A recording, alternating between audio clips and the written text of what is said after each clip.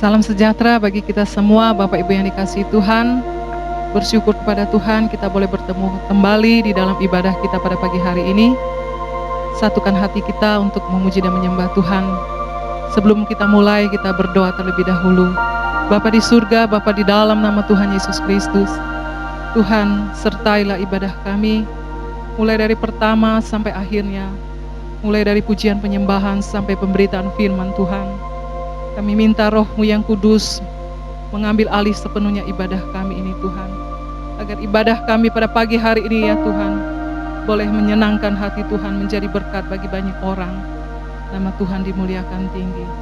Terima kasih Tuhan, segala tipu daya kuasa kegelapan roh jahat yang mengganggu berbagai cara kami tolak, singkirkan di dalam nama Tuhan Yesus Kristus. Kami mulai ibadah kami pada pagi hari ini hanya di dalam nama Tuhan Yesus Kristus. Haleluya, haleluya. Amin. Kita masih masuk dalam pujian penyembahan hadirat Tuhan. Kita angkat pujian saat indah.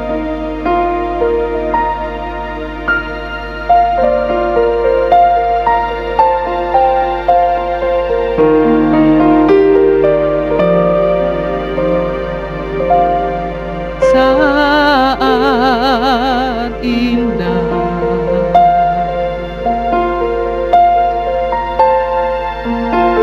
berhadapan denganmu,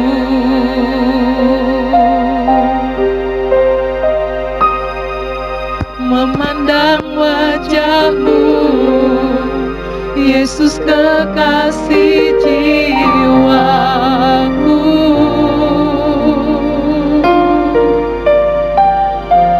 Bawa aku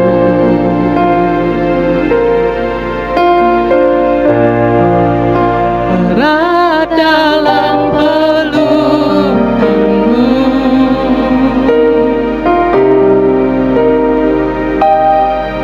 menikmati kasih dan indahnya hadiratmu.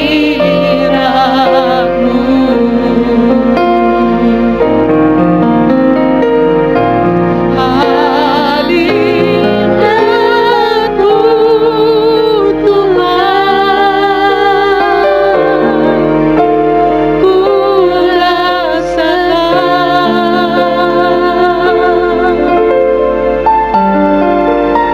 kekudusan-Mu Bapa, penuhiku.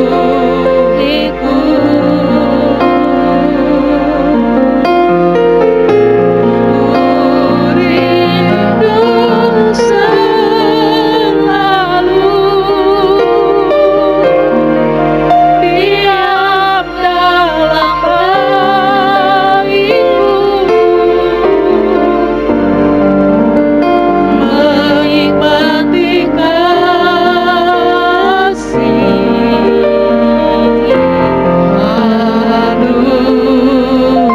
anugerah-Mu.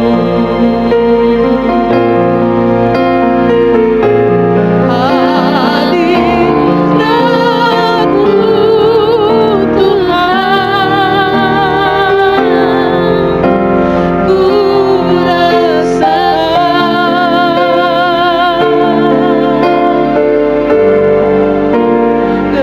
kekudusan-Mu Bapa, penuhiku.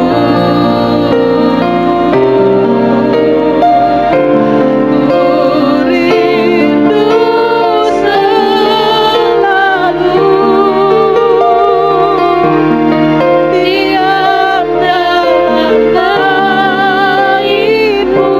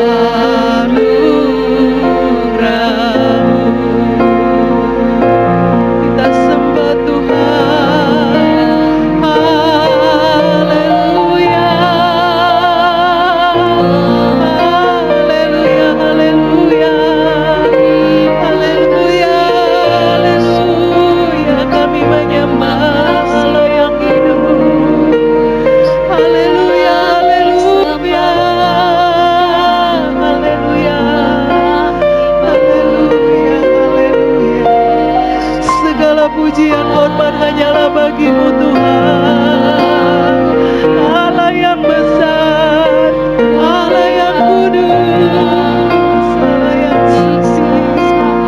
Terpujilah namamu Tuhan. Haleluya, haleluya, haleluya. Rohmu yang hidup penuhi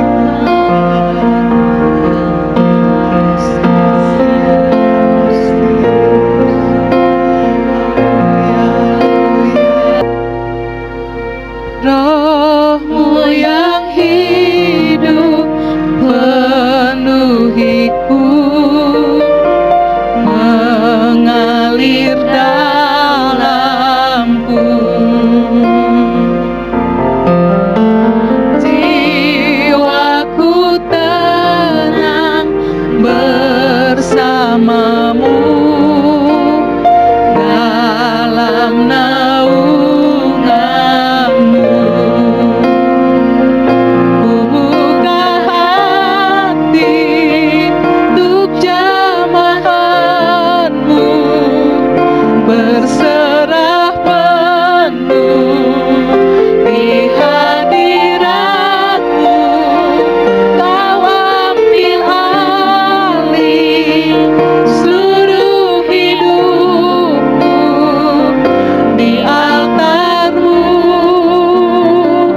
menyembahmu. Ku buka hati untuk jamahanmu, berserah penuh di hadiratmu. Kau ambil alih seluruh hidupku di altarmu, menyembahmu di altarmu, menyembahmu.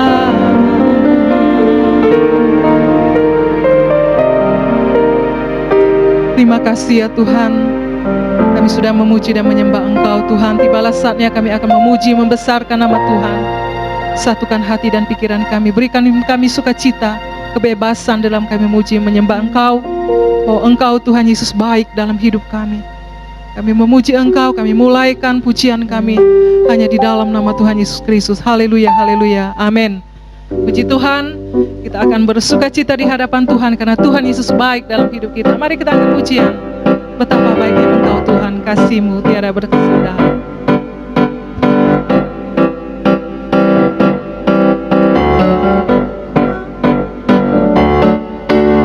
Betapa baiknya Engkau Tuhan, kasih-Mu tiada berkesudahan. Betapa mulia kasih-Mu Yesus, jiwaku diselamatkan. Hosana ku memuji Tuhan, Hosana ku tinggikan Yesus. Hosana, Hosana, Hosana. Betapa baiknya Engkau Tuhan, kasih-Mu tiada berkesudahan. Betapa mulia kasih-Mu Yesus, jiwaku diselamatkan. Hosana, Hosana ku memuji Tuhan, Hosana ku tinggikan Yesus. Hosana, Hosana, Hosana. Betapa baiknya Engkau Tuhan, kasih-Mu tiada berkesudahan.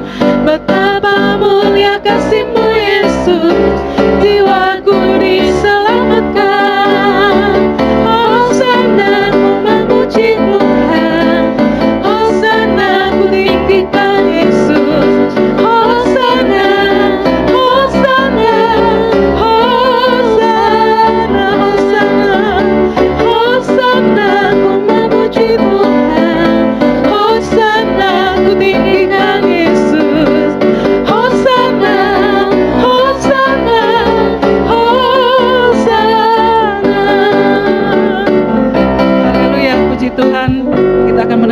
firman Allah. Siapkan hati kita untuk diisi oleh kebenaran firman Allah. Kita angkat pujian penyembahan. Ku siapkan hatiku Tuhan untuk dengar firman-Mu.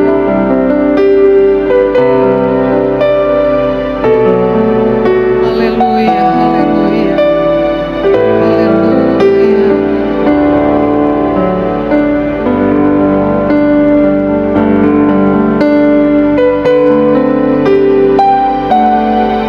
Ku siapkan hatiku Tuhan untuk dengar firman-Mu saat ini.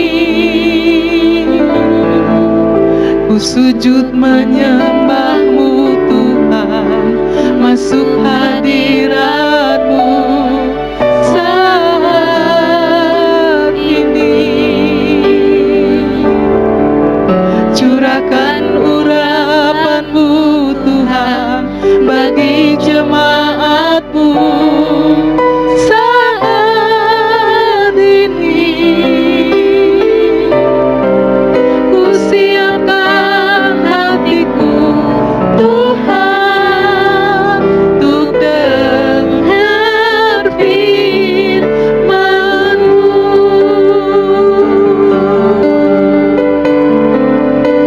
Firman-Mu Tuhan tiada berubah.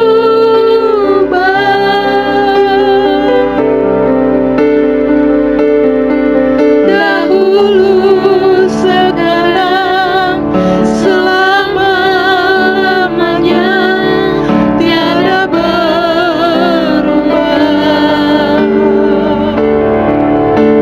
Firman-Mu Tuhan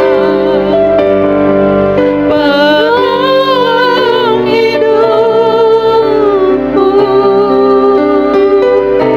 Ku siapkan hatiku Tuhan untuk dengar firman-Mu.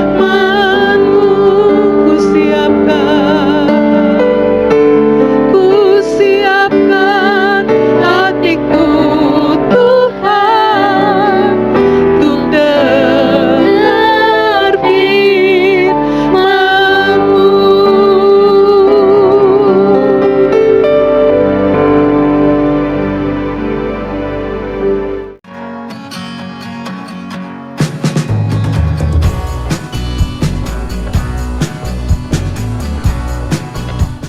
Shalom, salam sejahtera dalam nama Tuhan Yesus Kristus.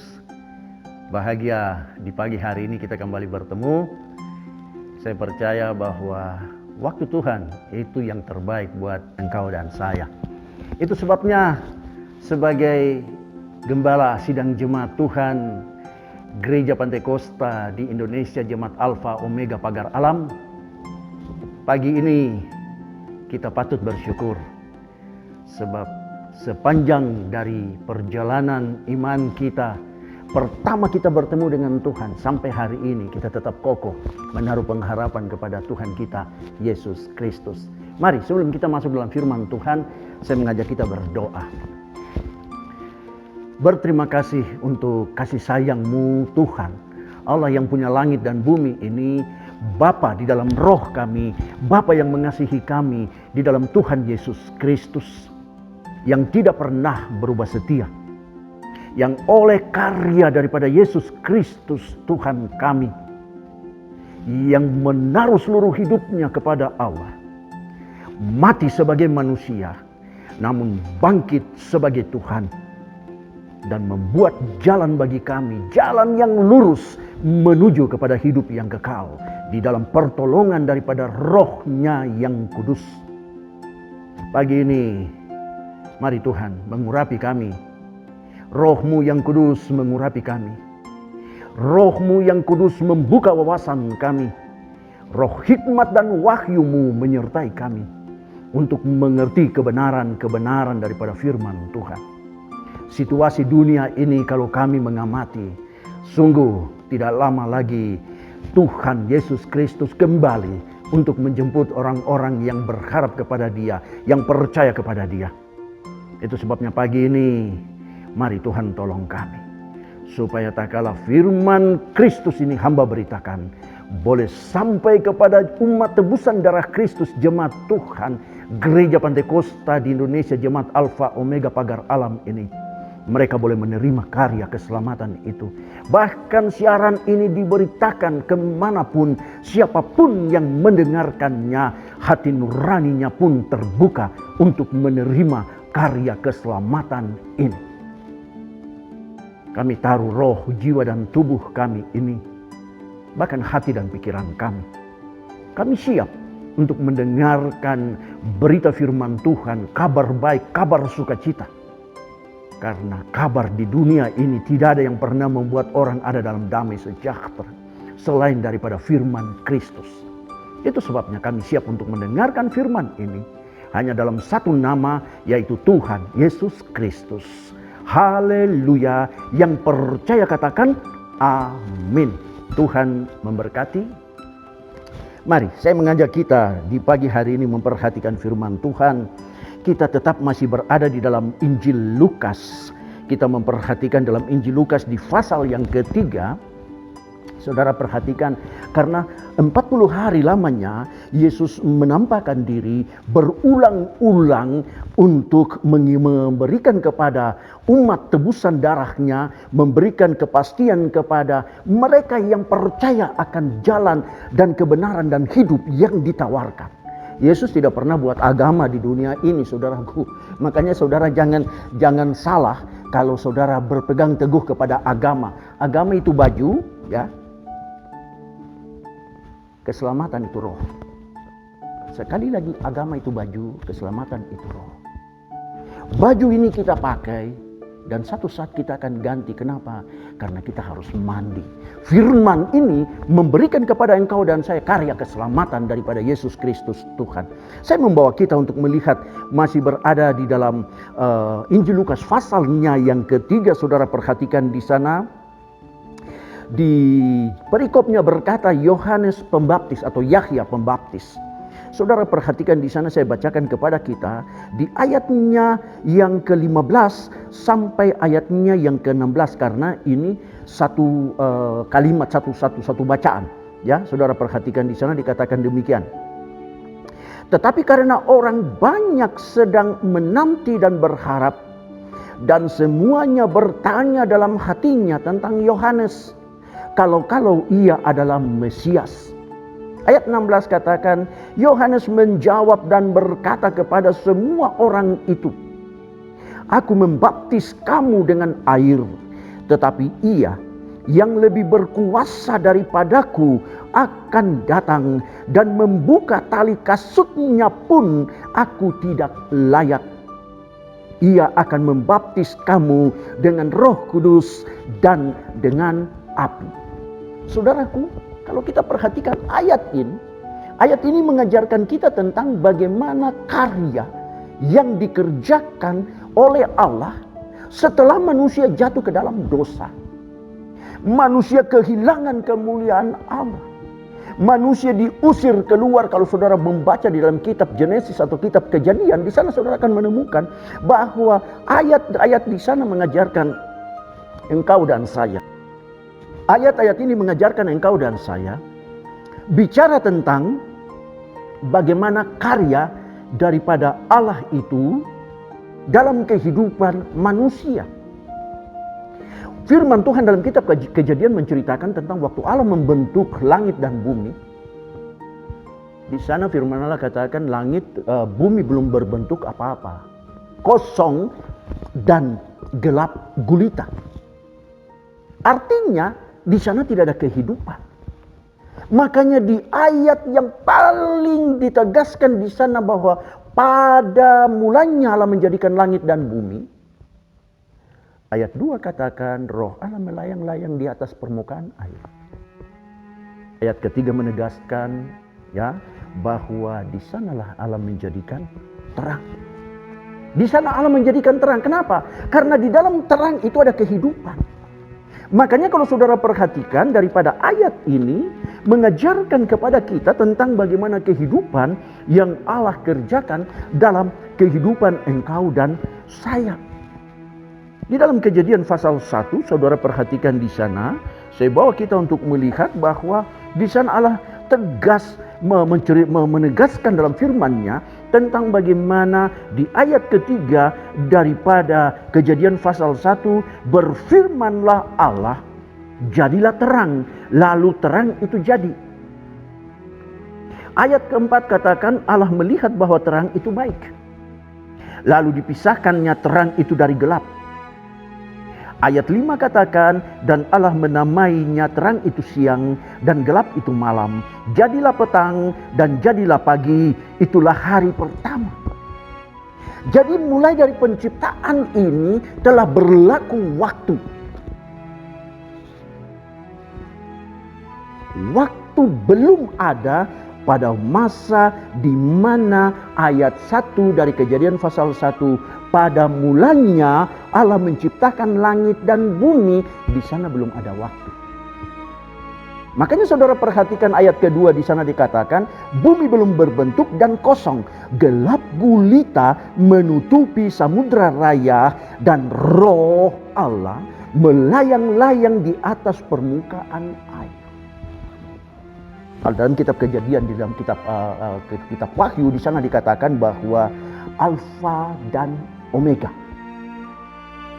roh Allah melayang-layang di atas permukaan air. Tata surya, saudaraku, tata surya, ya, tata surya itu berjalan bukan di luar dari kuasa Allah, berada di dalam kuasa Allah. Makanya di dalam kitab Wahyu dikatakan di sana bahwa Allah kata bahwa di sana ditegaskan bahwa roh itu mengatakan bahwa dia adalah Alfa dan Omega, yang awal dan yang akhir dari semua penciptaan. Itu Roh Kudus yang melayang-layang di atas permukaan air itu. Jadi saudara perhatikan baik ayat ini, ditegaskan di sana tentang bagaimana Allah menjadikan langit dan bumi. Manusia jatuh ke dalam dosa tak kala dia berada dalam Taman Eden. Berapa lama dia di dalam Taman Eden? Kita akan belajar dari firman Tuhan. Dan firman ini telanjang untuk bisa dimengerti. Kenapa firman ini telanjang untuk bisa dimengerti? Karena firman Allah katakan, Allah menunjukkan kepada Nabi Musa, ini aku. Dan Allah mau manusia itu selamat. Makanya Allah menunjukkan keberadaannya. Jadi mari saudara belajar baik firman Tuhan, supaya saudara memiliki hidup yang kekal. Kalau lihat situasi dunia ini saudaraku, ya, di media sosial, di mana-mana saudaraku, banyak orang yang mulai mencari jalannya sendiri. Saya katakan kepada saudara, jika engkau tidak berpegang penuh kepada firman Tuhan, engkau akan kehilangan arah. Ada satu tulisan dalam media sosial, di sana dikatakan bahwa Yesus itu agamanya Islam. Saya ingin katakan kepada saudara, Yesus tidak pernah buat agama di dunia ini. Tapi kalau bilang Yesus itu agamanya Islam, ya memang dia Isa alaihi salam. Dia membawa kepada keselamatan, makanya dia menjamin kita, saudaraku. Nanti kita belajar, kenapa firman itu harus jadi manusia. Di dalam kitab Kejadian, Allah membentuk manusia itu di pasalnya yang kedua. Kalau saudara lihat di sana, bahwa manusia itu belum berbentuk apa-apa, belum menjadi makhluk yang hidup.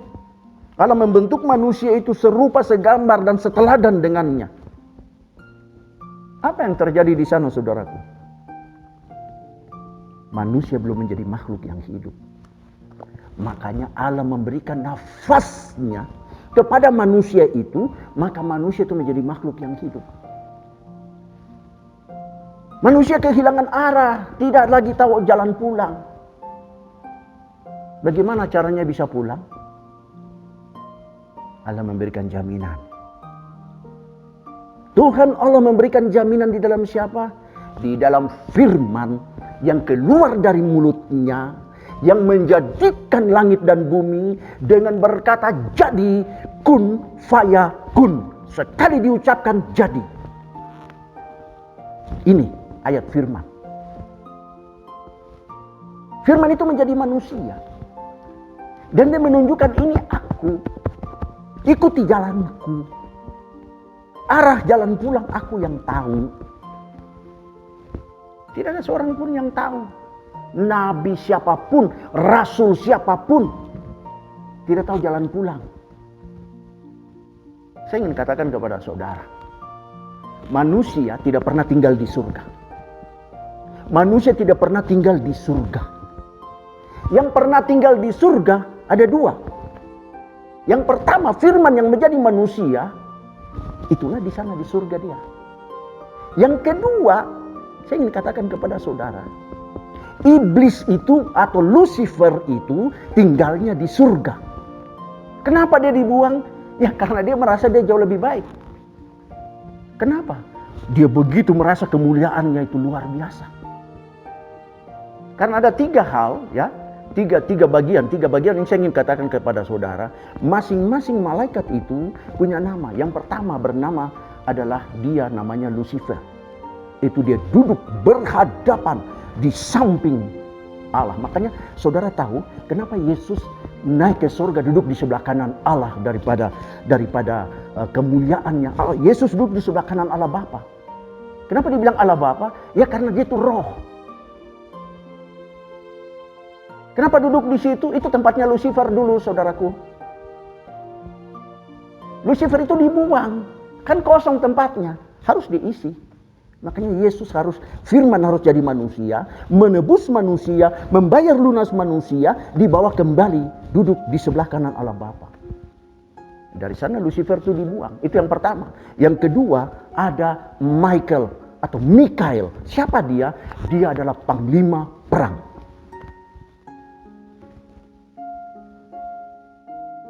Ada satu lagi namanya siapa? Gabriel. Saudara tahu? Gabriel atau Jibril itu yang menyampaikan berita. Waktu kelahiran daripada Yesus Kristus ini, dia memberitakan kabar sukacita itu. Kepada siapa dia beritakan? Kepada para gembala yang ada di Yerusalem.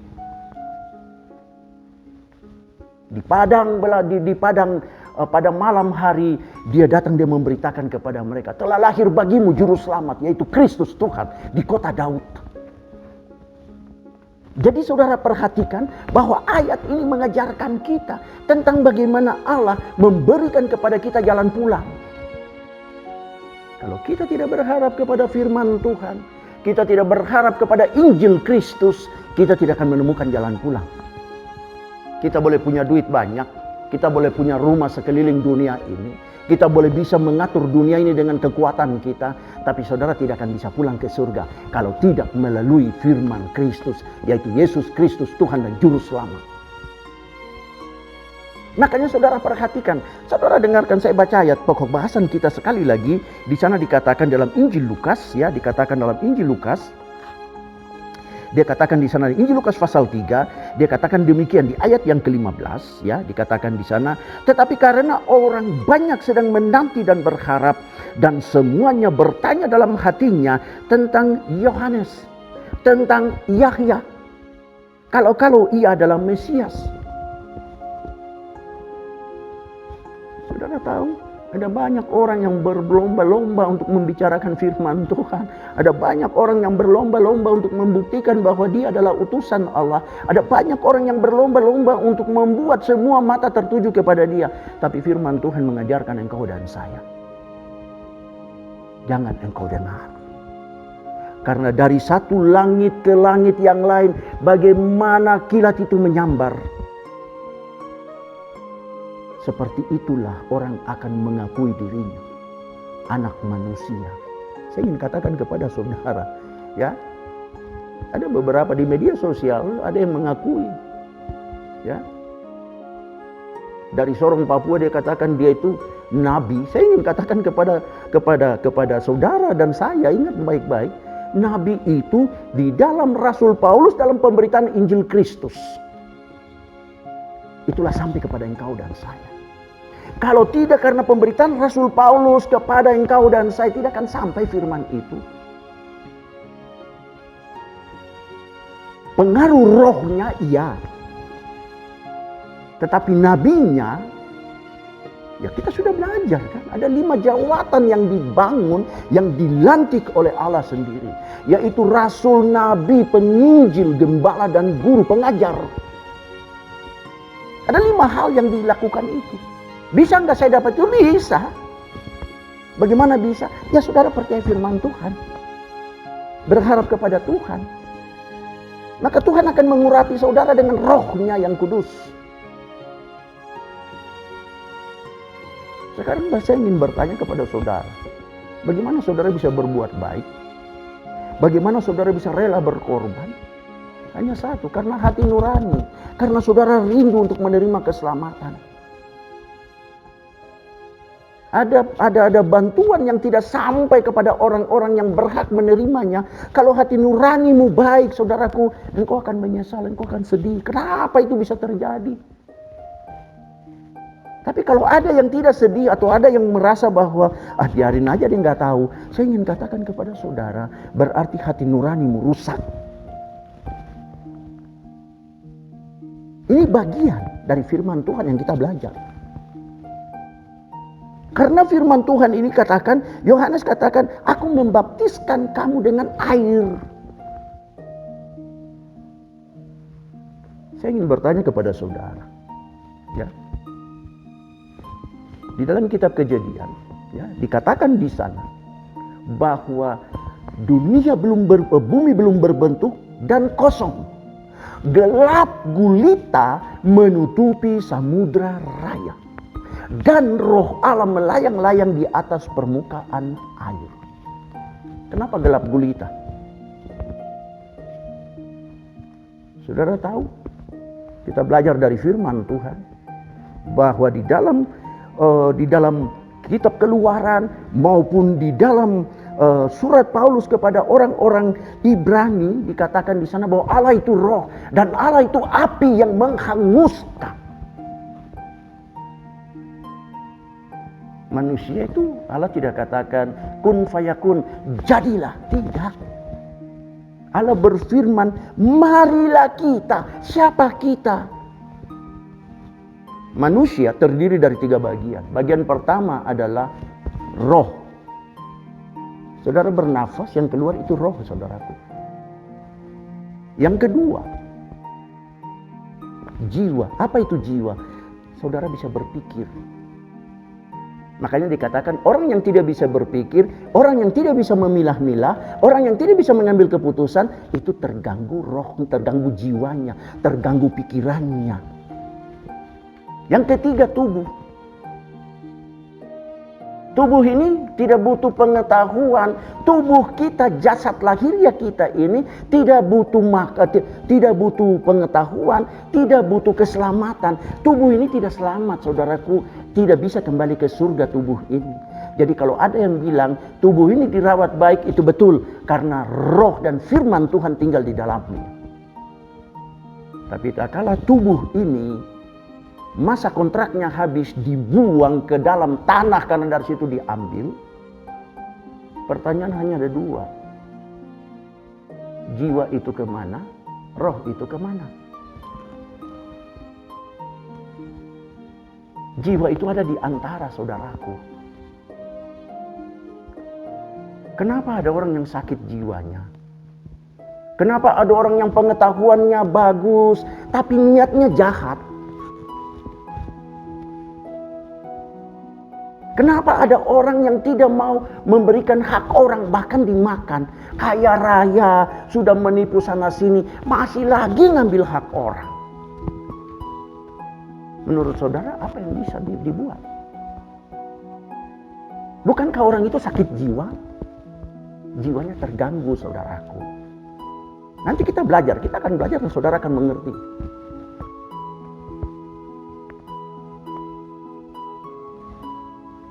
Yang ketiga, yang paling utama ini, saudaraku. Pertama, saya ulang lagi, sekali lagi. Tubuh kita tidak butuh pengetahuan. Ya. Tubuh kita tidak butuh keselamatan. Kenapa? Karena tubuh ini akan lenyap. Ya. Apa dibilang di situ?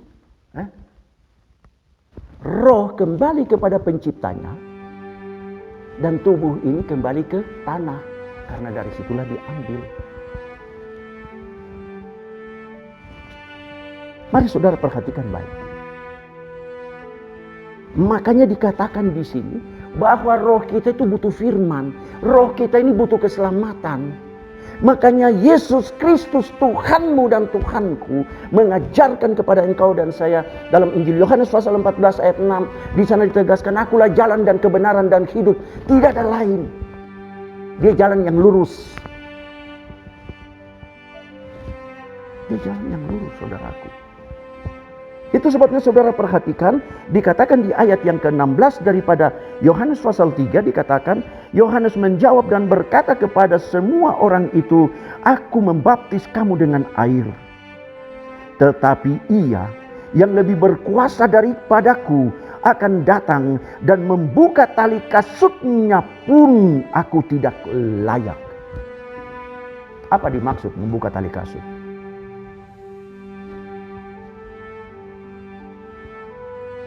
Aku tidak berhak menasehatinya.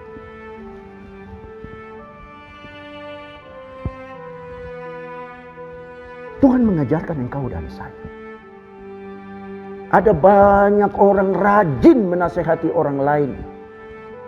Ada banyak orang rajin untuk menegur orang lain. Tapi dia tidak rajin menegur dirinya sendiri, menasehati dirinya sendiri. Tidak rajin. Dia lebih rajin melihat keluar. Makanya Tuhan Yesus katakan, ya, jangan melihat selumbar di mata saudaramu, di dalam kehidupan saudaramu, tetapi balok di matamu tidak engkau keluarkan. Lihat dulu diri kita, periksa dulu diri kita. Kalau hak orang kasih, tidak usah tahan. Gak usah ambil keuntungan, gak usah. Para pejabat di sini kalau saudara baca, saya baca kepada saudara di sini, dengarkan baik, ya. Sebab ayat ini mengajarkan kita, saudara perhatikan baik, saya bacakan, ya. Dikatakan di ayatnya yang ke-9 dari dari Lukas pasal 3, Lukas pasal 3 ayat yang ke-9 katakan begini, kapak sudah tersedia pada akar pohon dan setiap pohon yang tidak menghasilkan buah yang baik akan ditebang dan dibuang ke dalam api. Saudara perhatikan di sana dikatakan ayat 10, orang banyak bertanya kepadanya, jika demikian apakah yang harus kami perbuat? Ini Yohanes Pembaptis yang nulis ini, dia katakan ini. Ya, ini Yohanes Pembaptis yang katakan.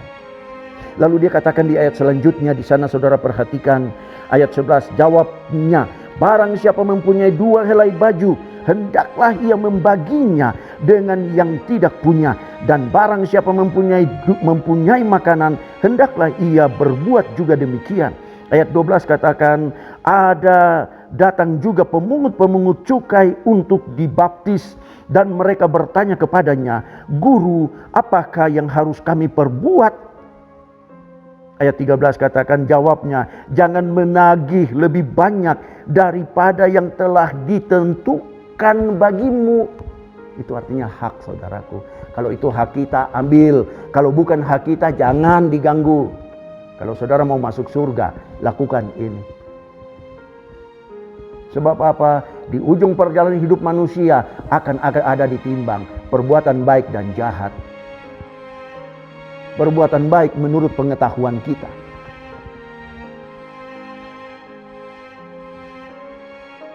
Perbuatan jahat adalah tak kala kita tahu itu bukan hak kita, jangan makan. Tidak jadi daging dalam hidupmu, tidak menjadi darah yang baik dan bersih. Bahkan akan menjadi penyakit yang merongrong hidupmu. Bertobat. Dan dikatakan di ayat 14, dan prajurit-prajurit bertanya juga kepadanya, dan kami, apakah yang harus kami perbuat? Jawab Yohanes kepada mereka, jangan merampas, jangan memeras, dan cukupkanlah dirimu dengan gajimu. Ini firman Tuhan. Ini firman Tuhan yang katakan.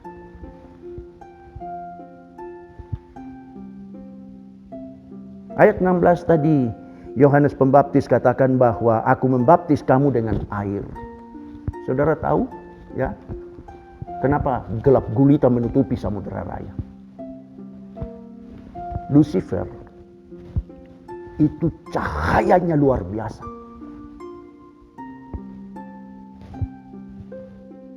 Karena apa? Karena dia duduk dekat dengan Allah. Kita tidak kenal siapa dia, kita tidak tahu, saudaraku. Tapi dia yang menjadikan segala sesuatu.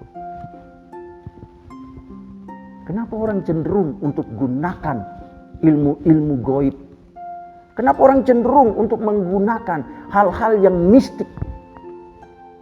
Karena di sana ada kekuatan yang tidak nampak oleh mata. Saudara perhatikan baik ayat ini. Waktu dia merasa bahwa dia jauh lebih baik dari dua malaikat lain. Siapa namanya? Gabriel dan Michael atau Mikael. Dia jauh lebih baik dari mereka, cahaya kemuliaannya. Ya wajar, saudaraku. Wajar. Kenapa saya katakan wajar? Lah, dia duduk dekat api, ya hangatlah dia. Teranglah dia. Tetapi Allah itu adil.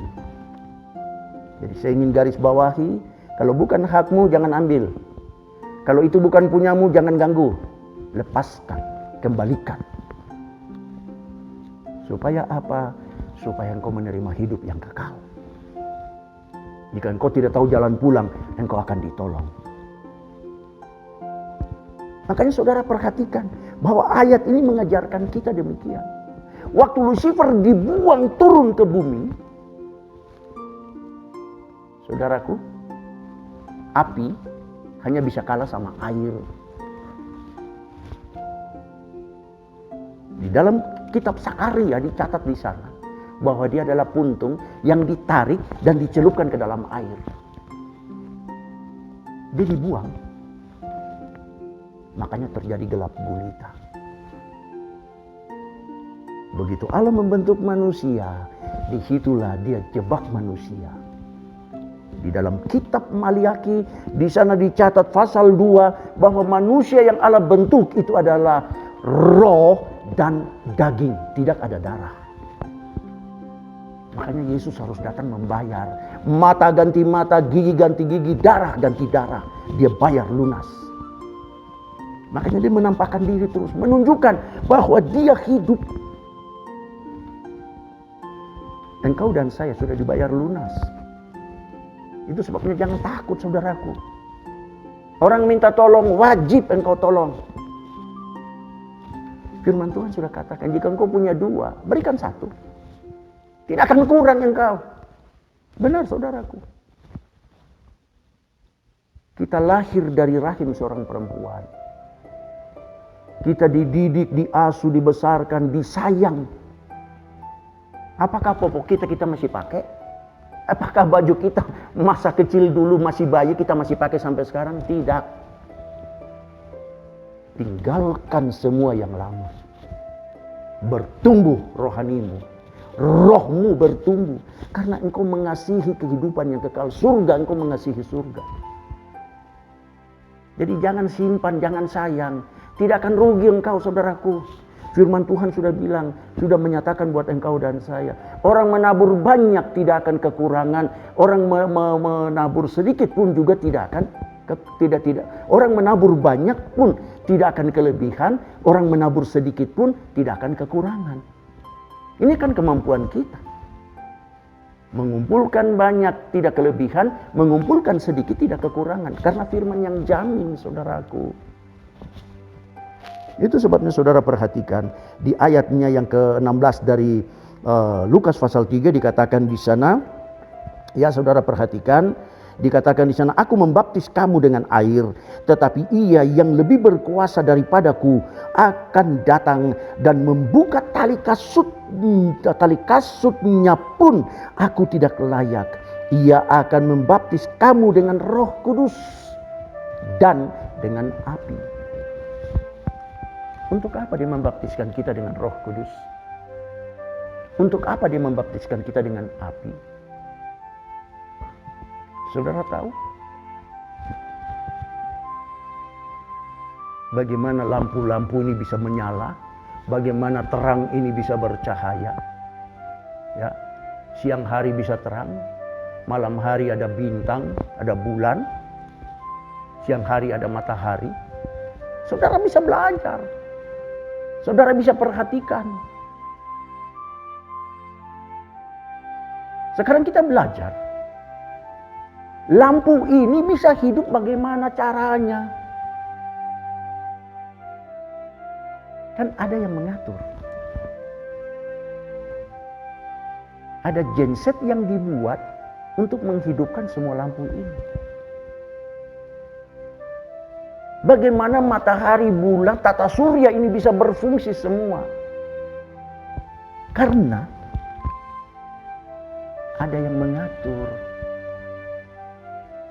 Yang bisa mengatur itu siapa? Itulah Roh Allah melayang-layang di atas permukaan air. Bumi ini air, saudaraku. Yang di dalamnya, itulah namanya dunia. Dunia itu datar. Bumi bulat, dunia datar. Bumi itu bulat. Kenapa? Kalau bumi ini datar, kemuliaan Allah membakar, engkau dan saya habis lenyap. Belum jadi manusia sudah hilang. Tidak akan ada lagi manusia di bumi ini. Makanya dibilang atmosfer. Atmosfer itu ditutup, dinaungi. Saya baca buat saudara. Ya, saudara perhatikan. Di dalam kitab, kitab Wahyu, saudara perhatikan di sana, saya bacakan kepada kita, saudara perhatikan. Ya. Saudara perhatikan, saya bacakan kepada kita. Ya. Dikatakan di sana di kitab Wahyu pasal 1, saudara perhatikan. Ya, dikatakan di sana. Baiklah di ayatnya yang ke-7, ya. Baik dari ayat yang ke-6, ya, saudara perhatikan. Ayatnya yang ke-6 demikian, itu ada garis datar, jadi saya baca dari ayat yang ke-5, ya. Ayat ke-5 katakan begini, dan dari Yesus Kristus saksi yang setia, yang pertama bangkit dari antara orang mati, dan yang berkuasa atas raja-raja di bumi. Bagi Dia yang mengasihi kita, yang telah melepaskan kita dari dosa kita oleh darahnya. Garis datar, saudara perhatikan, ada garis datar. Dan yang telah membuat kita menjadi suatu kerajaan, menjadi imam-imam bagi Allah Bapanya, garis datar, bagi Dialah kemuliaan dan kuasa sampai selama-lamanya. Amin. Ayat 7. Lihatlah Ia datang dengan awan-awan, di setiap mata akan melihat Dia, juga mereka yang telah menikam Dia. Jadi saudara perhatikan, waktu air bah terjadi, orang katakan gila. Nuh itu gila, nabi yang gila Nuh itu. Masa bangun bahtera yang tidak pernah kelihatan ada airnya? Tapi begitu terjadi kejadian datang air bah, apa yang terjadi? Nuh dan keluarganya yang selamat. Orang-orang yang lain minta tolong, tidak bisa ditolong lagi, saudara. Jadi saya ingatkan engkau, jangan sekali-kali engkau meremehkan firman Tuhan. Jangan sekali-kali engkau katakan engkau bertemu dengan Tuhan karena kemampuanmu. Bertobat. Mari, perhatikan firman. Malam ini hidupmu bisa dicabut. Malam ini hidupmu bisa diambil. Karena Allah punya roh dalam hidup engkau dan saya. Dia punya hak kok. Tapi Allah ingin supaya engkau dan saya selamat. Makanya firman Allah diberitakan. Jangan engkau menggunakan firman ini untuk kepentingan makan minum pakaimu. Jangan engkau gunakan firman Tuhan ini untuk kepentingan lahiriamu. Mari berbalik kepada Tuhan. Mari cari Tuhan dengan segenap hatimu. Nanti kita akan belajar. Dikatakan di sini, saya baca ayat selanjutnya. Dikatakan di sana, ya, dikatakan di sana di ayat yang ke-7, saudara perhatikan, dikatakan di sana, lihatlah ia datang dengan awan-awan dan setiap mata akan melihat dia, juga mereka yang telah menikam dia, dan semua bangsa di bumi akan meratapi dia. Ya amin. Sebagaimana Nuh masuk ke dalam bahtera, pintu ditutup oleh tangan Allah sendiri, tidak ada keselamatan dan mereka menangis minta tolong, tidak dapat jalannya. Ayat yang ke-8 saudara perhatikan, di sana ditegaskan, aku adalah Alfa dan Omega, firman Tuhan Allah yang ada dan yang sudah ada dan yang akan datang, yang maha kuasa. Apa yang dimaksud yang awal dan yang akhir? Roh Allah melayang-layang di atas permukaan air. Kalau roh Allah tidak melayang-layang di atas permukaan air, langit dan bumi, saudara dengarkan baik, tidak ada tata surya, tidak ada kehidupan karena di sana gelap gulita. Makanya hari pertama Allah menjadikan terang. Kita perhatikan. Dikatakan di sana ayat selanjutnya, ia akan di Lukas pasal 3 tadi, kita mundur ke belakang, ya. Di ayat 16 bagian B, bagian terakhir, ya, dikatakan di sana apa dibilang? Ia akan membaptis kamu dengan Roh Kudus. Apa guna Roh Kudus? Paulus menegaskan kepada jemaat yang ada di Efesus bahwa mintalah roh hikmat dan wahyu supaya kamu mengenal Kristus dengan benar. Makanya disediakan Roh Kudus, saudaraku, buat engkau dan saya. Tahu arah jalan pulang. Tidak lagi mementingkan makan minum pakai. Tidak lagi menganggap kita lebih baik dari orang lain. Tidak. Dan dengan api. Kalau saudara tidak memiliki kemuliaan Allah, saudara tidak bisa kembali bertemu dengan Allah. Makanya kemuliaan inilah yang sedang kita belajar. Paulus tegaskan kepada orang-orang Ibrani bahwa Allah membuat manusia itu supaya serupa segambar dengan Dia melalui Yesus Kristus, Tuhan dan Juru Selamat ini. Kita harus masuk tinggal di dalam dengan Dia supaya kita serupa segambar dengan Allah. Dia katakan bahwa Yesus katakan, aku satu dengan Bapakku dan Bapakku tinggal dalam aku dan aku di dalam Dia. Dan doa Yesus kepada murid-muridnya supaya kita satu adanya. Apa maksudnya satu adanya? Kita menyapa Allah sebagai Bapa. Kok bisa? Ya bisa. Bisanya di mana? Roh kita, hati nurani kita. Makanya dibuat sedemikian rupa supaya engkau dan saya menerima keselamatan itu. Sebelum langit dan bumi ini ada, Allah sudah tahu segala sesuatu. Orang membangun satu negara, saudaraku, saya ingin katakan kepada saudara. Membangun satu negara itu dirancang baik. Negara kita punya undang-undang dasar, haluan negara, dasar negara kita punya. Orang membangun rumah pun sama, saudaraku. Harus dibuat juga denahnya, harus dibuat sketsanya, bagaimana menggambar supaya bisa jadi. Tidak serta-merta blak langsung jadi semua. Tidak, saudaraku. Allah merancang keselamatan ini buat engkau dan saya. Allah tahu itu. Coba saudara, ya, kita hidup ini bukan hidup sendiri, saudaraku, ya. Kita hidup bersosialisasi. Artinya begini. Dalam pekerjaan, dalam tugas tanggung jawab, dalam usaha, ada orang-orang yang ikut dengan kita. Lalu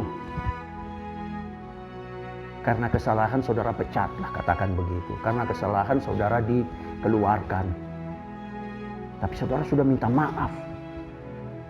Tapi dia bilang gak bisa. Saya ingin katakan kepada saudara, sakit hati enggak saudara?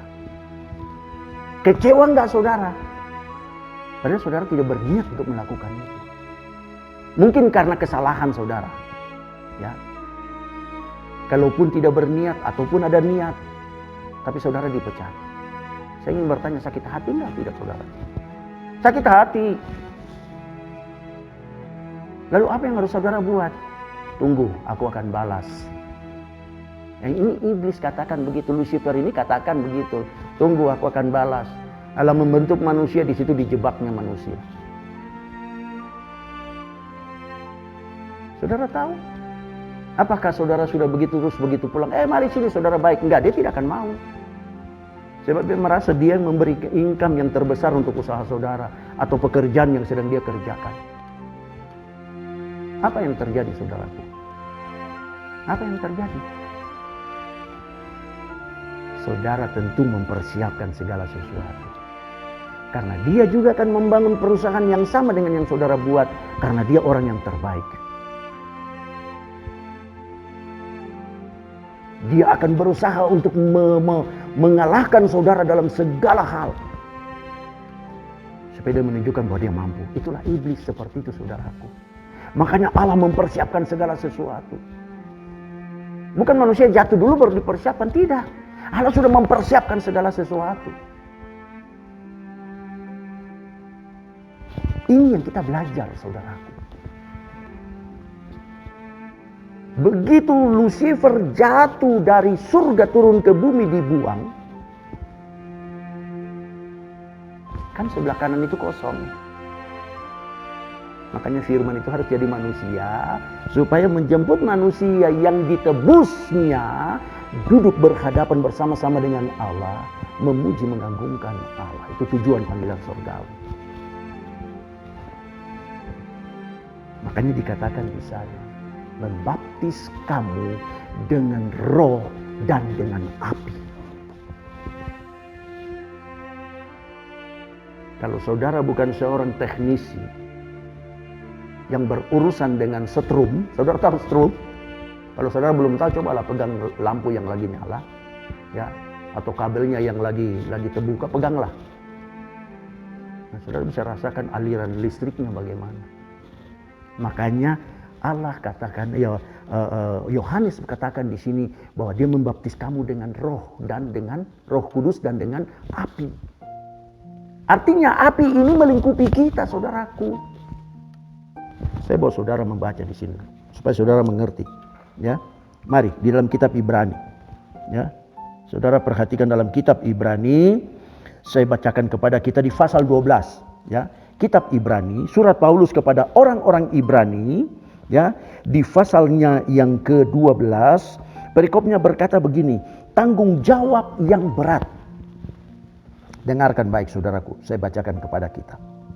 Mulai di ayatnya yang ke-22, saudara perhatikan di situ dikatakan seperti ini. Tetapi kamu sudah datang ke Bukit Sion, ke kota Allah yang hidup, Yerusalem surgawi, dan kepada beribu-ribu malaikat, suatu kumpulan yang meriah, ayat 23, dan kepada jemaat anak-anak sulung. Siapa anak-anak sulung? Yang percaya kepada perkataan firman Tuhan, yang berharap kepada Yesus Kristus Tuhan, yang tinggal di dalamnya, yang tidak pernah merasa rugi, yang tidak pernah takut dalam hidup ini. Baru keluar duit 100.000, nyesal saudaraku, bertobat, sungguh-sungguh cari firman. Oh saudara, kalau belajar ini, kenapa bisa sampai situasi seperti ini? Penyakit bukan ini saja corona, bukan. Ada banyak penyakit, ada banyak virus. Tetapi ini kenapa dia bisa mengganggu dunia? Ya, kenapa dia bisa mengganggu dunia ini? Saudara tahu, karena dia berkuasa atas dunia ini. Allah izinkan itu? Tidak juga. Karena Allah ingin manusia selamat. Tetapi hari penghakiman untuk iblis ini sudah dekat. Makanya dia kacaukan segala sesuatu.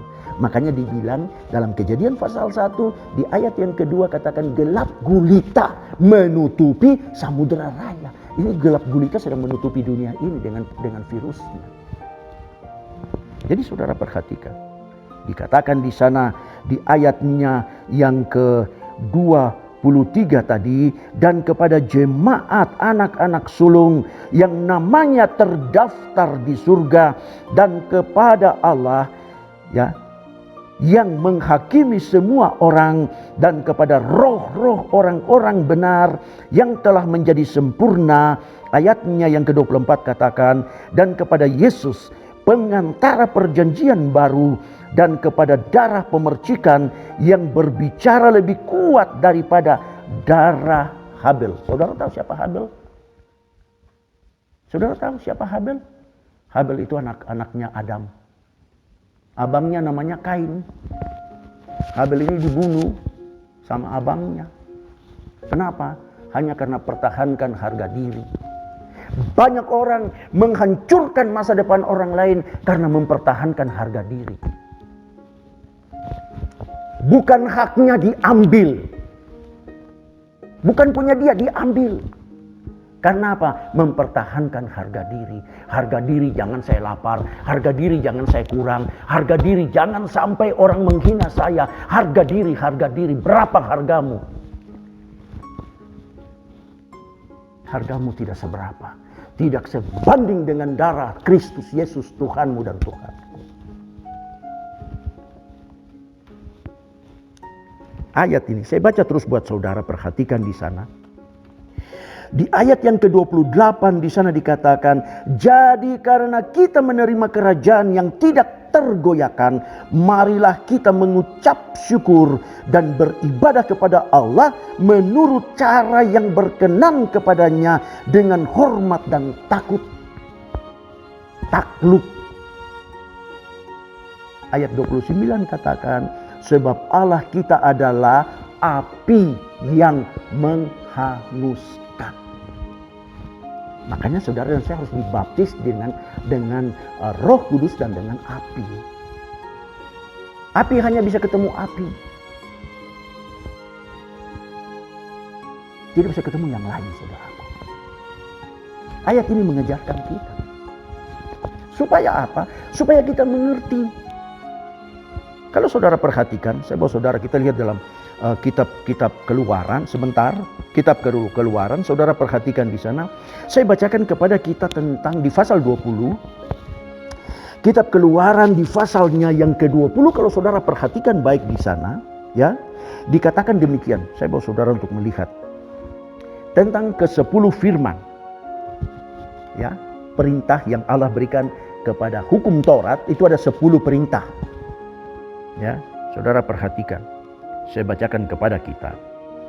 Ya, dikatakan di sana yang bagian ayatnya yang ketiga, ya, dikatakan demikian, ya. Jangan ada padamu ilah lain atau Allah. Allah itu sesuatu yang kita banggakan, kita agungkan, kita anggap bahwa dia mempengaruhi hidup kita. Ilah. Jangan ada padamu ilah lain atau Allah lain di hadapanku. Aku bersaksi tidak Tuhan selain Allah. Saudara perhatikan ayat ini baik. Itu ada rahasia yang bisa kita buka. Ya. Ayat yang keempat katakan, jangan membuat bagimu patung yang menyerupai apapun yang ada di langit di atas, atau yang ada di bumi di bawah, atau yang ada di dalam air di bawah bumi. Ayat 5 katakan, jangan sujud menyembah kepadanya atau beribadah kepadanya, sebab aku Tuhan Allahmu adalah Allah yang cemburu. Saudara tahu yang dimaksud dengan kata kafir? Ya, kata kafir itu tidak percaya kepada Allah, tidak percaya kepada pencipta. Itu kafir. Menganggap dirinya mampu, sanggup, itu kafir. Mengambil hak orang itu kafir. Tidak ada lain, saudaraku. Jadi kalau bukan hakmu jangan engkau ambil. Kalau engkau ambil itu kafir. Itu kafir itu, saudaraku. Kita akan belajar. Ini 10 perintah ini mengajarkan kita. Makanya kenapa 10 perintah ini harus turun? Kepada siapa turunnya? Yang terima siapa? Nabi Musa. Siapa itu Musa? Musa itu bukan orang Indonesia. Musa itu bukan bangsa-bangsa lain. Musa itu orang Israel.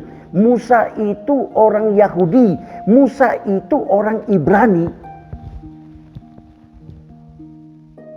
Supaya kita ngerti, saudaraku. Makanya firman ini harus dibuka.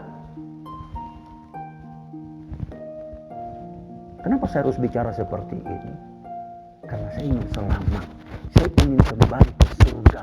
Tempat di mana nafasnya Allah berikan kepada Adam, turun-temurun sampai kepada saya. Saya tidak mau tidak memiliki keselamatan.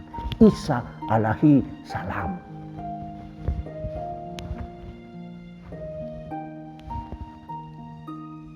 Ayat ini mengajarkan kita, saudaraku.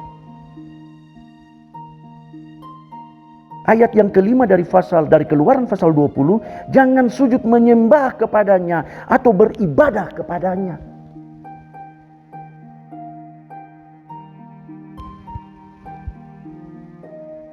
Dompet saudara setebal ini, duitnya banyak, orang minta tolong gak mau keluar. Ya itulah namanya ilah. Itu yang diagungkan, disanjung, disimpan. Buka dompetmu, kasih sama orang lain. Kita sudah belajar bagaimana untuk memiliki hidup yang kekal. Rela berkorban. Paulus menulis kepada jemaat di Korintus bahwa dia yang kaya menjadikan dirinya miskin supaya engkau dan saya memiliki kekayaannya di dalam kemiskinannya.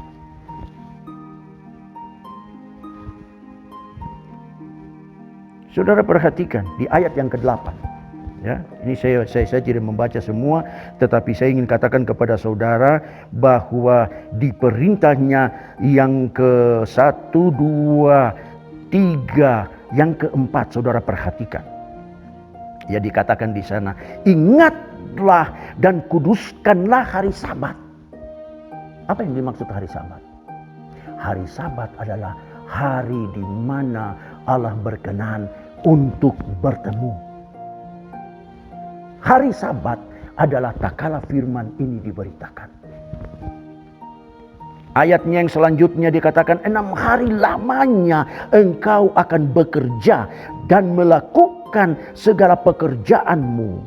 Tetapi hari ke-7 adalah hari Sabat Tuhan Allahmu, maka jangan melakukan sesuatu pekerjaan engkau atau anakmu laki-laki atau anakmu perempuan, atau hambamu laki-laki atau hambamu perempuan, atau hewanmu atau orang asing di tempat kediamanmu.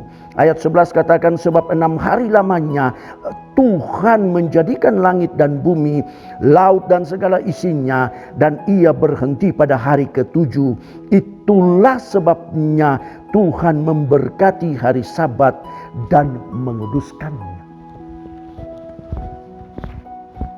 Tak kala firman Allah diberitakan, saya ingin katakan kepada saudara, jika engkau hargai firman ini, engkau berada di hari Sabat itu. Engkau ada di dalam hari Sabat dan engkau berhak memiliki Roh Kudus dan berhak menerima kemuliaan, yaitu api yang Allah punya. Api bicara otoritas, saudaraku. Makanya mari kita belajar firman Tuhan ini. Sungguh-sungguh untuk mengerti. Makanya kalau saudara saya bawa kembali, saudara melihat di sana, ya, di dalam pokok bahasan kita di dalam Injil Lukas, di sana ditegaskan di sana, ya, di dalam Injil Lukas di pasalnya yang ke-16 tadi, ya, di pasal 3 ayatnya yang ke-15 dan 16 dikatakan di sana, tetapi karena orang banyak sedang menanti dan berharap dan semuanya bertanya dalam hatinya tentang Yohanes kalau-kalau ia adalah Mesias. Ayat 16 katakan, Yohanes menjawab dan berkata kepada semua orang itu, aku membaptis kamu dengan air, tetapi ia yang lebih berkuasa daripadaku akan datang dan membuka tali kasutnya pun aku tidak layak. Saya ingin katakan kepada saudara, manusia paling suka dipuji. Manusia paling suka dibanggakan, diagungkan. Yohanes tidak, saudaraku. Yohanes katakan, biarlah dia makin besar, aku makin berkurang-kurang. Kalau Lucifer tidak, saudaraku. Kenapa Yesus gunakan kata anak manusia? Kenapa? Karena memang dia manusia. Dia firman yang menjadi manusia. Dia tidak katakan aku ini firman, tidak. Dia katakan dia anak manusia. Mari saudara perhatikan baik. Kalau ada yang mengakui bahwa dia adalah nabi, kalau ada yang mengakui dia rasul, itu biasa saudaraku. Karena roh itu, roh mana saja bisa masuk saudaraku. Ya. Kalau saudara bertanya kepada seorang paranormal, dia akan bercerita, oh itu biasa itu penunggu hutan itu memang menguasai dia. Karena apa? Roh itu hanya menggunakan kita ini, numpang. Sebenarnya saudara baik, tapi kok bisa saudara membunuh? Sebenarnya saudara itu baik, kok bisa ngambil hak orang? Sebenarnya saudara itu baik.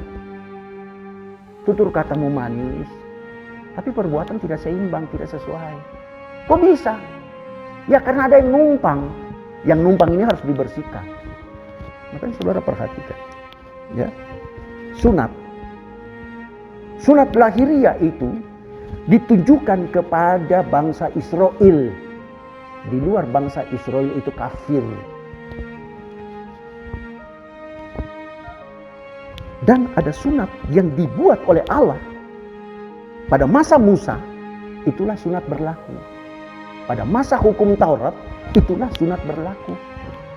Tetapi saudara tahu, saya baca buat saudara, di dalam kitab Ulangan, pasal 30, pulih setelah bertobat. Saudara perhatikan. Ya, saya bacakan kepada kita. Baik di ayat yang kelima dikatakan demikian. Tuhan Allahmu akan membawa engkau masuk ke negeri yang sudah dimiliki nenek moyangmu, dan engkau pun akan memilikinya pula. Ia akan berbuat baik kepadamu dan membuat engkau banyak melebihi nenek moyangmu. Ayat 6. Dan Tuhan Allahmu akan menyunat hatimu dan hati keturunanmu. Menjadi bukti tanda sunat lahiriah pada masa Musa waktu itu sudah tidak berlaku. Makanya Yesus harus menjadi, firman harus menjadi manusia.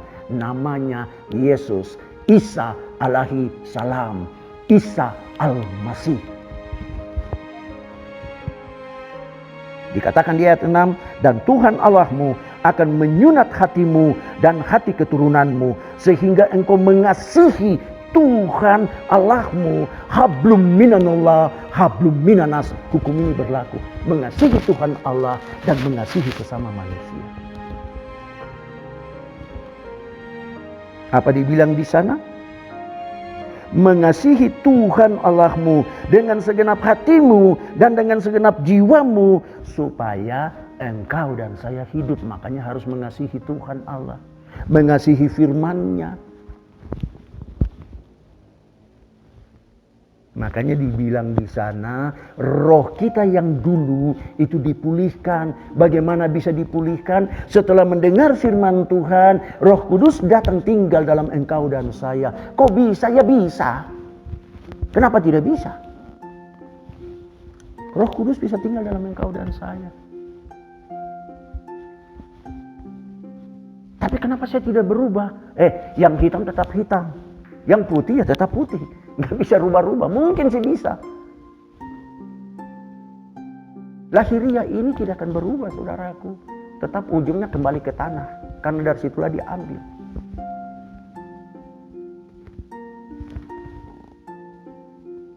Apa yang dimaksud daripada firman Tuhan ini buat engkau dan saya?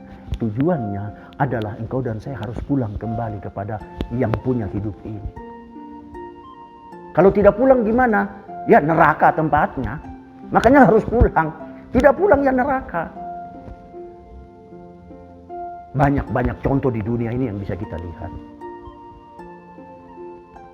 Saudara tahu ada kekacauan besar terjadi. Lalu saudara berada di dalam kekacauan itu.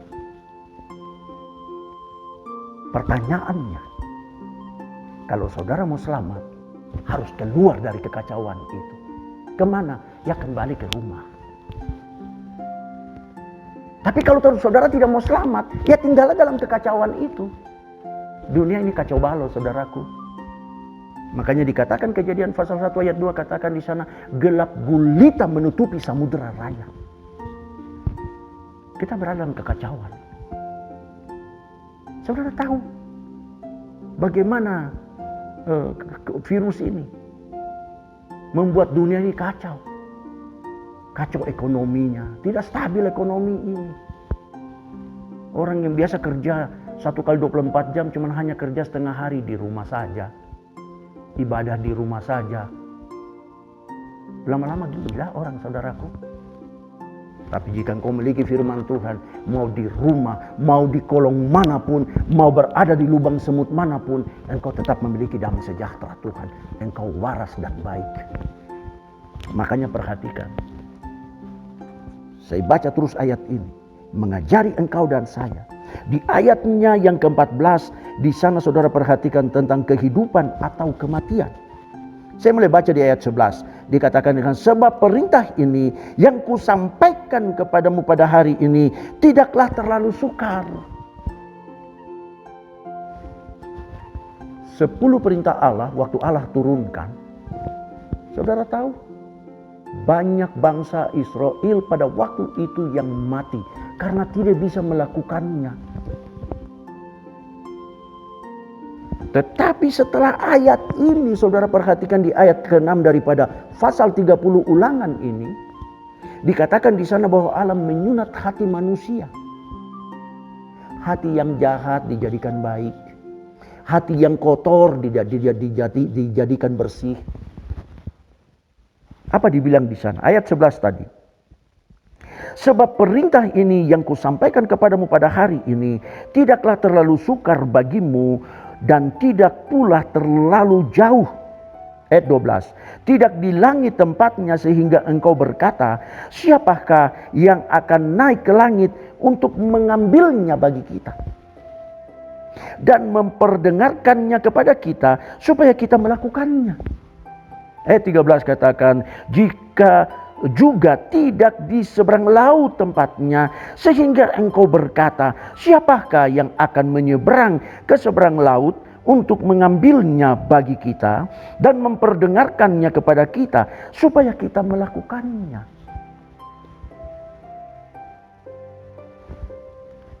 Anak-anak yang dinasehati oleh orang tuanya pada masa kanak-kanak, pada masa tuanya dia menjadi orang yang berguna. Tapi ada anak-anak yang tidak pernah dinasehati oleh orang tuanya. Begitu masa tuanya dia menjadi pengacau. Dengarkan baik. Ayat selanjutnya dikatakan di sana ayat 14. Tetapi firman ini sangat dekat kepadamu, yakni di dalam mulutmu dan di dalam hatimu untuk dilakukan. Tuhan Yesus katakan, apa yang keluar dari mulut itu timbul dari hati. Mari perhatikan baik firman Tuhan ini. Supaya engkau dan saya diberkati oleh Tuhan. Diberikan kepada engkau dan saya berkat-berkatnya. 40 hari Yesus menampakkan diri. Makanya engkau dan saya, saudaraku, yang kita sering lakukan adalah 10 hari lamanya kita berdoa. Karena menurut firman Tuhan, ada banyak gereja yang tidak penting dengan itu. Itu silakan. Tapi kita wajib melakukannya. Kenapa? Karena dari 40 hari Yesus menampakkan diri, hari 10 hari ditambah dengan 40 hari ini, maka menjadi 50 hari. Kenapa 50 hari? Karena tahun Yobel itu 50 tahun. Dari 50 tahun itu dia turun menjadi satuannya adalah 50 hari tahun kebebasan. Menanti Roh Kudus harus 50 hari. 50 hari berbicara tentang 5 luka Yesus. Mari saudaraku masuk ke dalam. supaya kita bisa melalui ini. Kita bisa menikmati janji-janji Tuhan ini.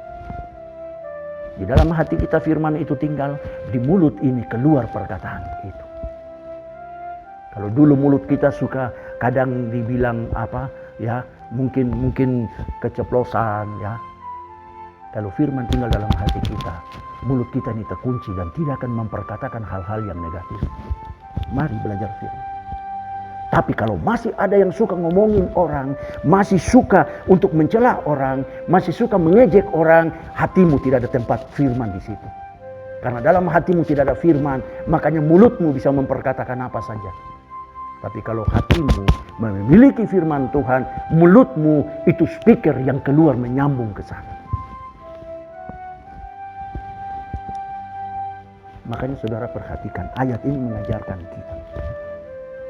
Apa yang terjadi dalam hidup kita, saudaraku, tak kala kita percaya kepada perkataan firman Tuhan.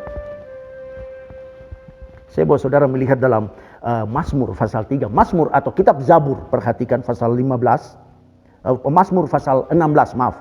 Pasal 16, saudara perhatikan. Mazmur pasal 16 dikatakan di sana, bahagia orang saleh. Ini ditulis oleh Nabi Daud.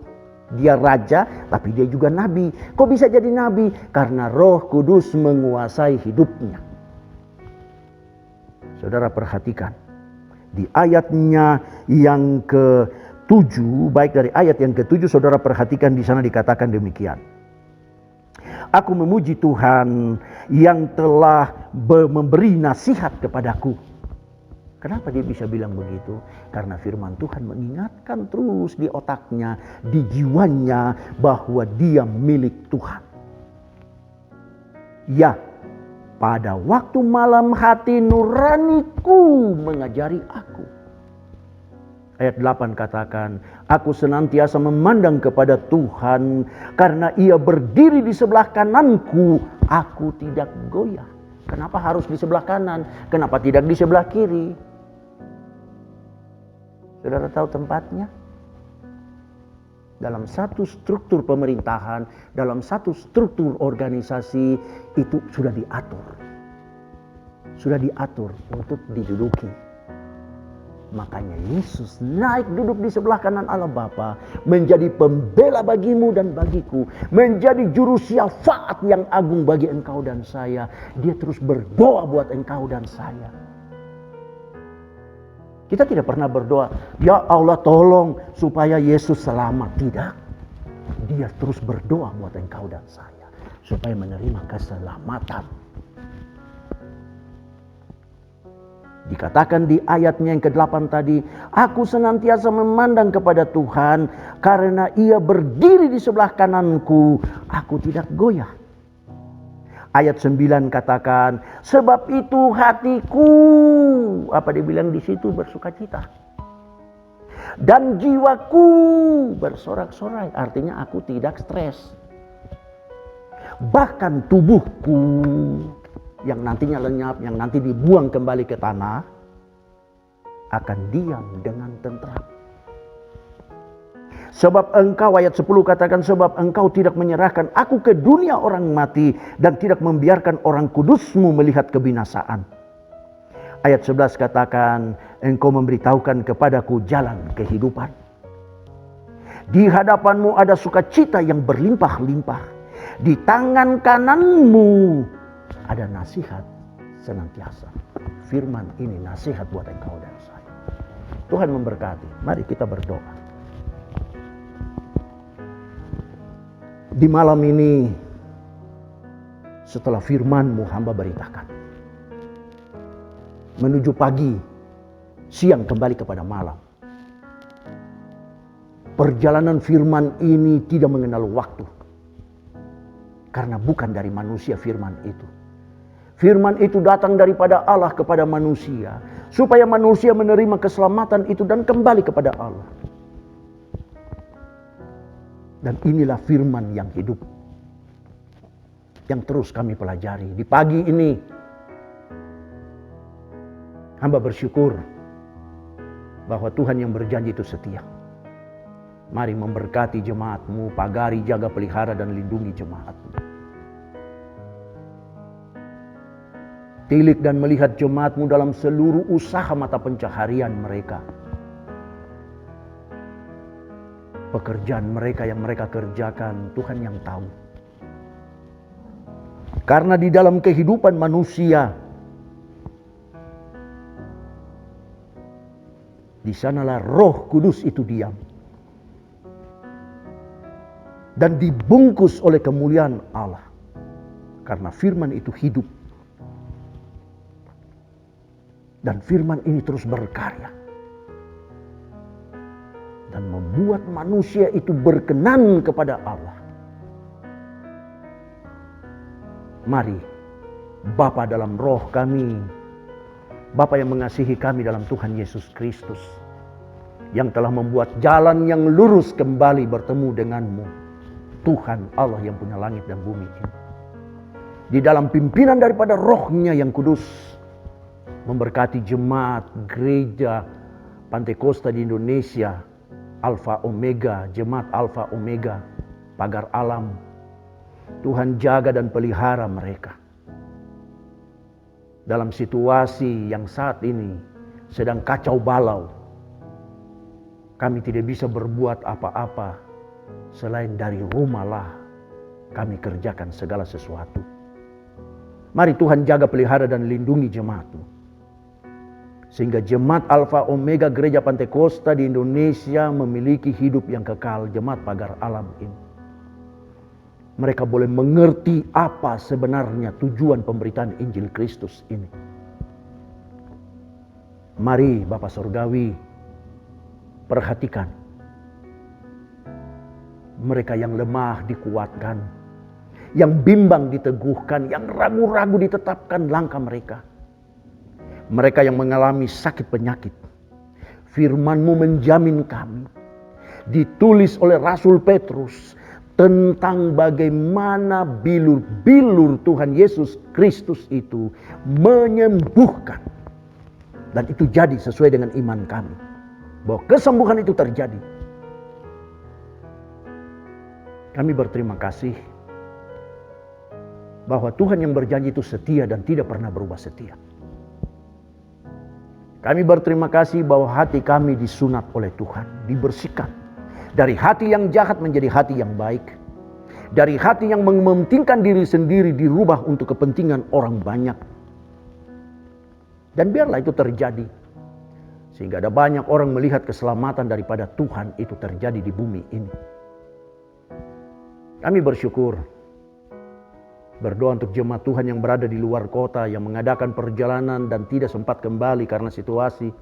Anak-anak kami yang mengikuti pendidikan di luar kota, yang tidak juga kembali, Tuhan jaga, pelihara dan lindungi. Mari buktikan janji-Mu, sehingga seluruh hidup kami ini berkenan kepada Tuhan. Kami berterima kasih bahwa Tuhan yang berjanji itu tidak pernah berubah setia. Tuhan yang berjanji itu terus membuktikan janjinya dalam hati dan pikiran kami. Memberkati usaha mata pencaharian jemaat-Mu, pagari, jaga, pelihara dan lindungi mereka. Buktikan janji-Mu. 100 kali lipat Tuhan mengembalikan berkat-berkat itu. Tangan-tangan mereka yang terulur untuk korban persembahan, korban tatangan, korban mengembalikan milik Tuhan persepuluhan. Tuhan berkati mereka. Karena bukan situasi ini sehingga manusia terhambat untuk melakukan kebenaran firman Tuhan. Tapi berkati mereka supaya ada perbedaan sesuai dalam kitab Maliaki. Di sana dikatakan akan ada perbedaan orang yang beribadah dan yang tidak beribadah. Ada satu kitab yang terbuka dan mencatat itu. Mari ingatkan jemaat-Mu, umat tebusan darah-Mu yang Tuhan percayakan hamba gembalakan. Sebagai pemberita Injil, hamba tidak mau bermain-main dengan perkataan firman Tuhan. Supaya jemaat-Mu sungguh-sungguh melayani Tuhan dengan hidup mereka. Mari kami bersyukur untuk semua yang telah Tuhan buat. Di sepanjang bulan yang berjalan ini, jemaat Tuhan yang berulang tahun, Tuhan berkati mereka. Menambah setahun dalam hidup mereka itu kasih karunia. Dan biarlah mereka terus melihat kasih karunia itu belas kasihan Tuhan melingkupi mereka.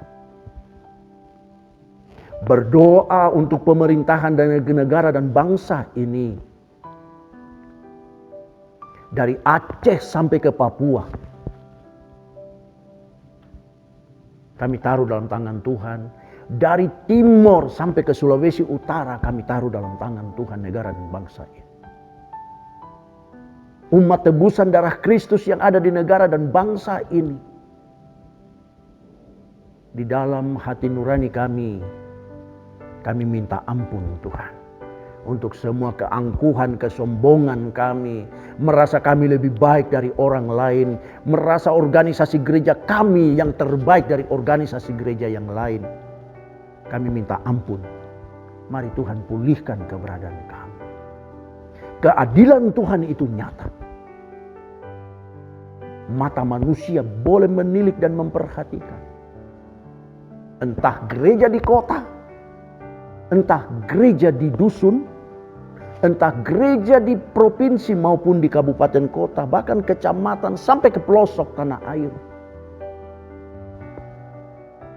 Pemerintah membuat satu kebijakan bahwa orang boleh beribadah menjaga jarak maksimal 10-15 orang. Berarti sama. Itu keadilan Tuhan. Sehingga kami tidak berlomba-lomba untuk fisik. Tapi biarlah gereja Tuhan di Indonesia ini berlomba-lomba membangun manusia rohaninya. Terutama hati nuraninya disunat. Mari tolong kami. Kami minta ampun di hadapan-Mu, di takhta kemuliaan-Mu, di dalam roh kami, di dalam jiwa kami, dan di dalam tubuh lahiriah ini. Kami minta ampun. Supaya umat tebusan darah-Mu di negara dan bangsa ini boleh memiliki hidup yang kekal.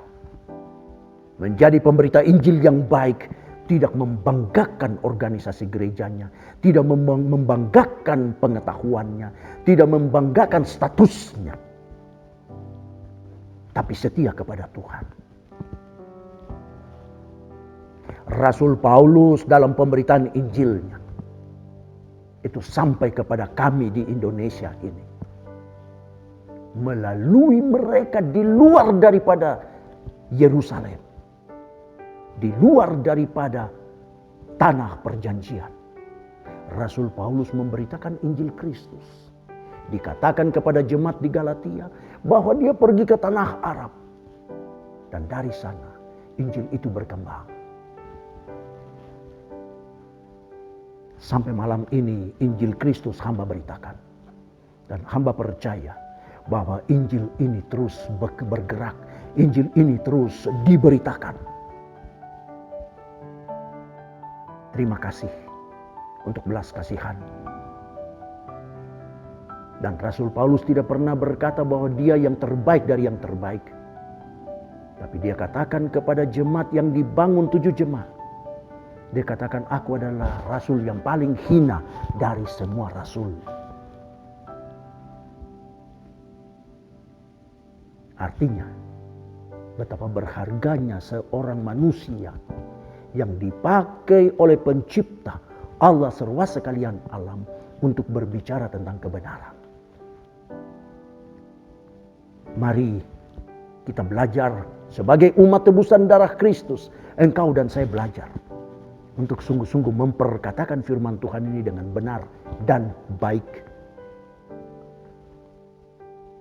Kami berdoa untuk pemerintahan negara dan bangsa kami. Sekali lagi dari Aceh sampai ke Papua. Dari timur sampai ke Sulawesi Utara. Negara ini milik Tuhan Yesus Kristus. Memberkati Bapak Presiden Joko Widodo.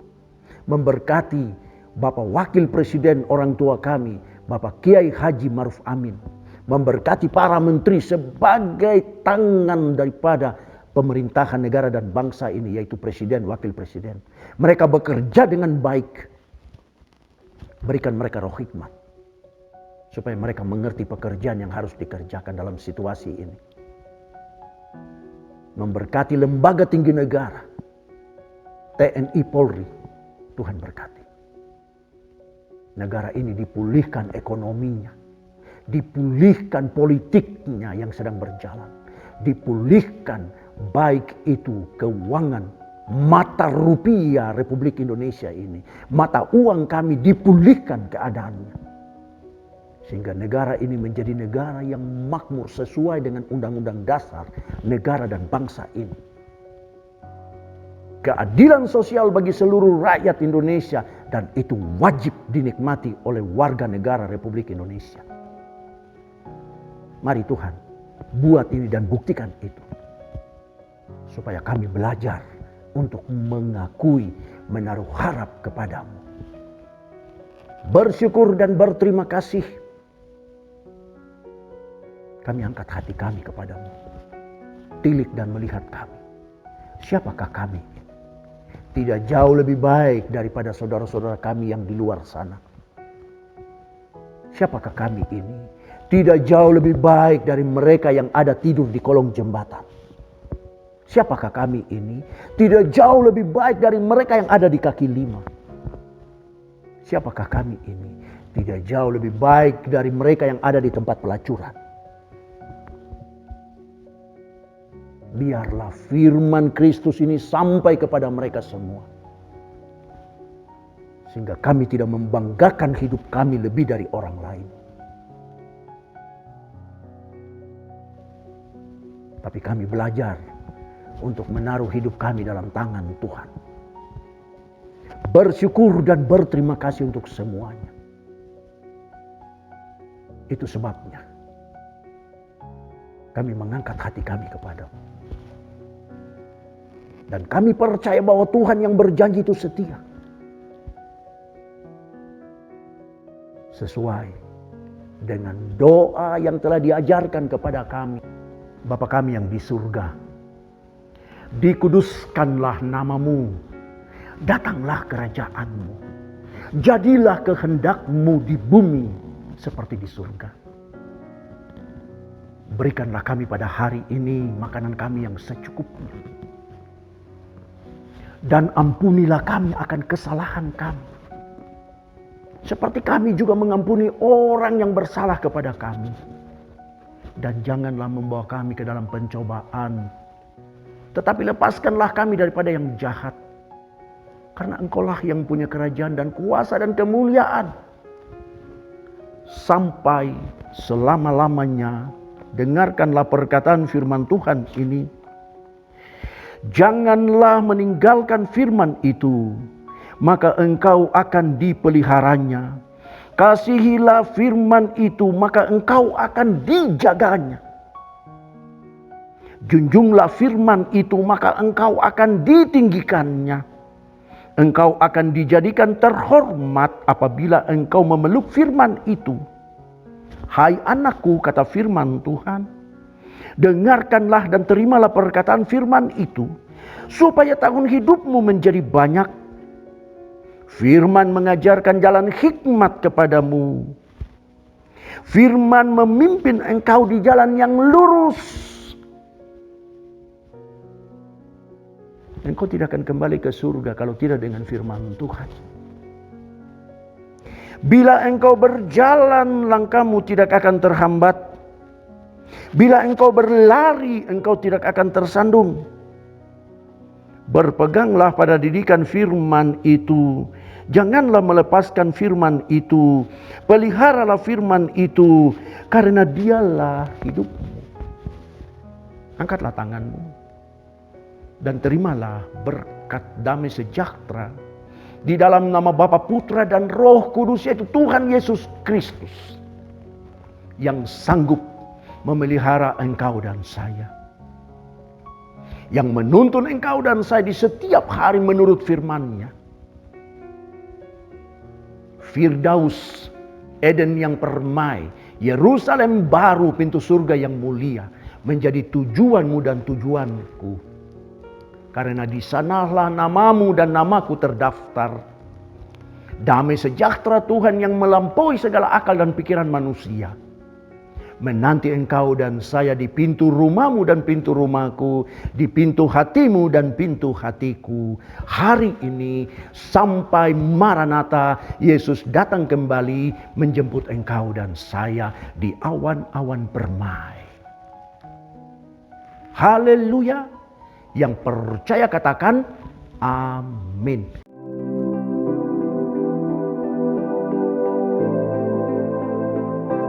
Tuhan memberkati. Saudaraku, saya mengingatkan kita berada sekarang di minggu ketiga ya dari bulan ini.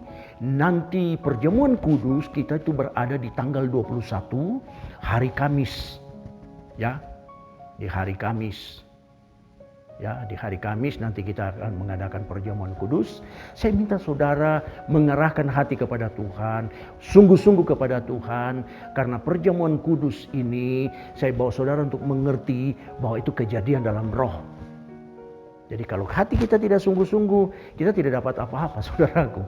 Makanya mari kita persiapkan hati dan pikiran kita supaya perjamuan kudus nanti di tanggal 21 hari Kamis, di minggu yang berjalan ke depan nanti, kita sudah siap untuk hal itu. Tuhan Yesus memberkati. Shalom.